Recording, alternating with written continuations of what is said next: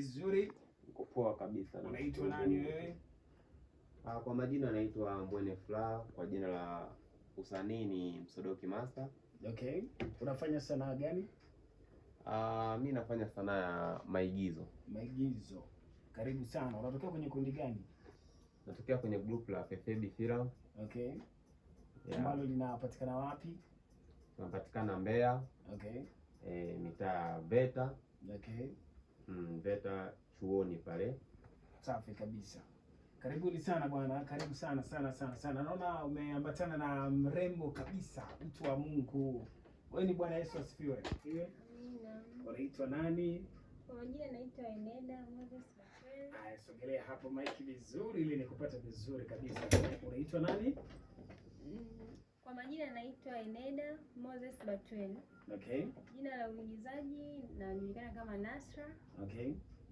Safi, karibuni sana sana sana. Na wewe pia unatokea kwenye kundi la Fefebi? Yeah. Okay, sawa. Na natamani leo tuzungumze mambo mengi sana. Kiongozi wenu ni nani pale? Fefebi mwenyewe.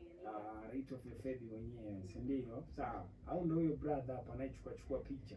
Ndio. Sawa, karibuni sana sana sana. Na natamani labda kwa uchache au Msodoki muweze kutupa background kidogo ya Fefebi. Ni kundi la namna gani? Mmebuild katika engo ipi? Mnashuti pia zile single movie au mnafanya tamthilia hizi za episode? Kiukweli kwanza Fefebi Film, okay, ni group la wasanii chipukizi. Okay. Kwa kama una kipaji cha sanaa na ujui kwa kukipeleka, unaweza kuja kwa Fefebi Film. Okay. Then ukafanya kazi na sisi. Sisi bwana tunafanya filamu za short film. Okay. Na episode. Okay. Ndo ambazo tumedili nazo kwa muda huu. Kwa maana pia tamthilia mnafanya hapo. Yeah. Bana, karibuni sana sana. Hivi jina Fefebi lilitokana na nini? Ndio hilo jina la kiongozi? Jina la Fefebi ni Felix Phineas Biobora. Ndio jina la kiongozi. Hivi Nasla, mkuwaza labda kutengeneza jina lingine lolote, mkasema kwa nini mtumie jina la kiongozi?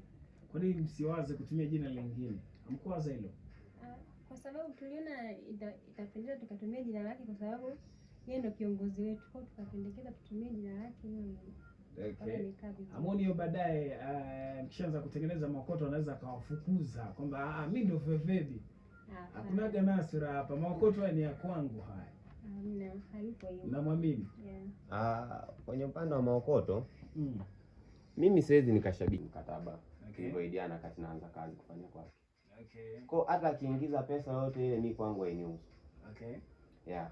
Nasla, tangu uingie Fefebi Film ni kitu gani hasa au mambo gani magumu ambayo umekutana nayo wakati umeingia kwenye tasnia ya maigizo ukiwa Fefebi pale?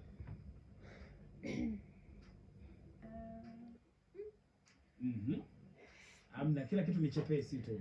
Hapana. Okay.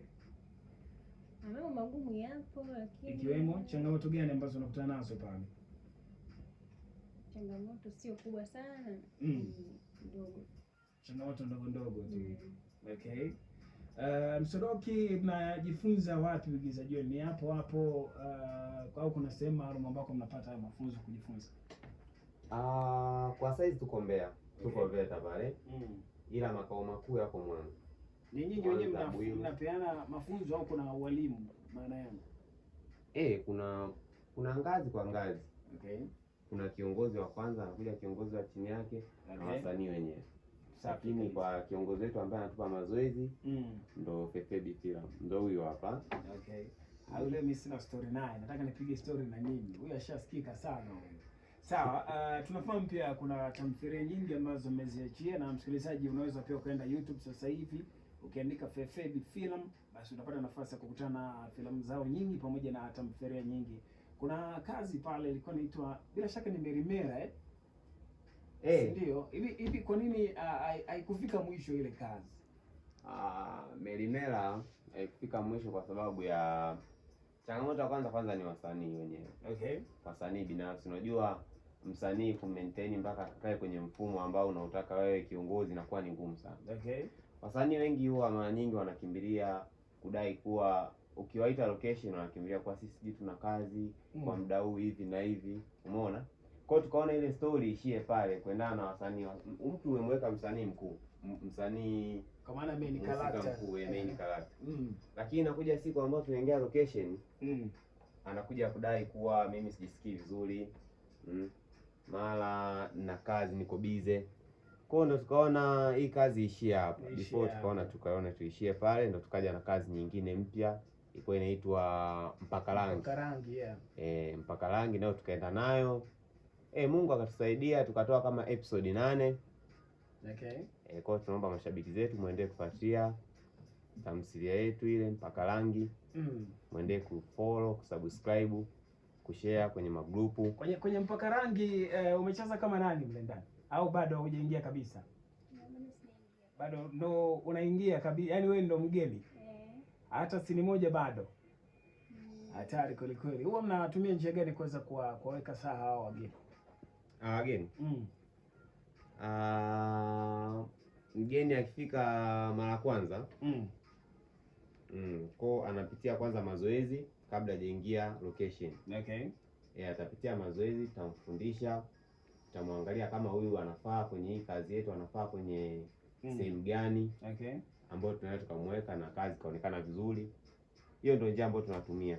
Tangu umeingia kwenye grupu la FFB, ni msanii gani ukimwangalia unaona huyu ana talent sana na unapenda sana kujifunza vitu vingi kutoka kwake? Kuna dada mmoja anaitwa Sesi. Yuko vizuri sana. Alafu kuna nani unaona hapa huyu anapoteza muda tu akalime huyu. Kwa hiyo grupu wote wana kipaji. Wote wana njaa ya kutoka. Okay, wewe alikuinspire nani kuingia kwenye filamu, tasnia ya filamu? Filamu mimi ni kitu ambacho nakipenda. Kwa hiyo hata nilipokutana na FFB,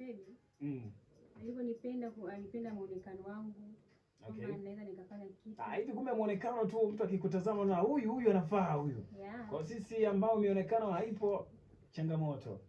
Kutokana na muonekano wako anaweza kuweka kwenye sehemu fulani, labda unaweza kukaa kwa main character, labda kucheza sehemu fulani, labda kwa. Okay, sogelea mic hapo. Okay. Sasa hivi kuna changamoto kubwa ya baadhi ya wazazi kutokuamini katika issue nzima ya tasnia ya filamu, namna ambavyo tunafahamu maigizo kuna uvaaji mle, namna zile karakta ambazo mnapewa, lugha mnazotamka. Kuna baadhi ya watu wanaangalia wanaona kama mbona kama maadili yanakuwa hayajakaa sawa sana. Sasa tumeona sasa hivi KOSOTA pia nao wanaingilia huko. Wewe wazazi wako au ndugu au wale watu ambao wanakusimamia kwenye maisha yako iliwachukulia ugumu kiasi gani kukuruhusu kuingia kwenye tasnia ya uigizaji? Mimi kwangu haikuwa vigumu kwa sababu wazazi wangu ni waelewa. Okay. Kwa hiyo nilipowashirikisha hivyo wakaona sawa. Okay. Safi kabisa. Bwana, sawa, hiyo imekaa vizuri kabisa. Amehusika kwenye Mtoto Mkombozi. Hii nayo ni mpya. Mtoto Mkombozi ni mpya. Mkombozi ni mpya. Okay. Ambao ina kama siku 6 au wiki moja kama sikosei. Okay. Sasa mimi nataka mfanye kitu hapa kwa faida ya msikilizaji, maana tunazungumza kuhusu sanaa ya uigizaji na nini.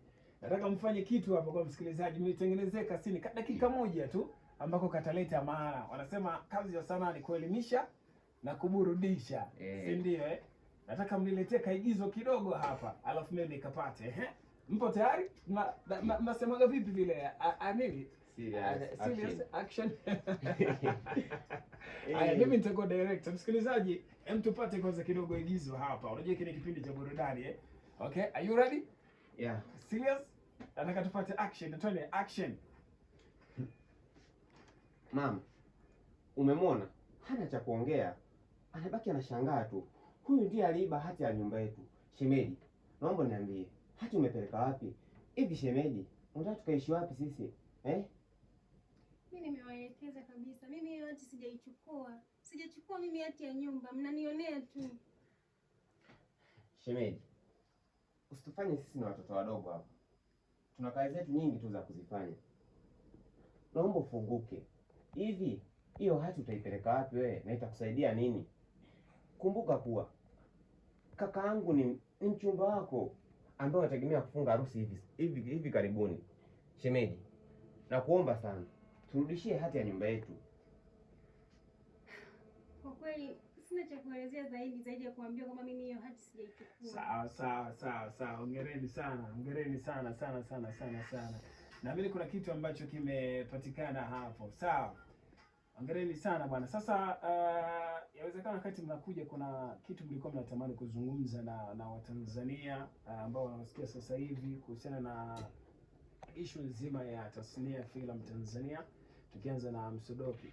Nini hasa unatamani kuzungumza wakati unatoka nyumbani ukasema naenda Bomba FM, natamani kuzungumza na Watanzania kuhusiana na kundi hili la Fefedi la sanaa ya uigizaji?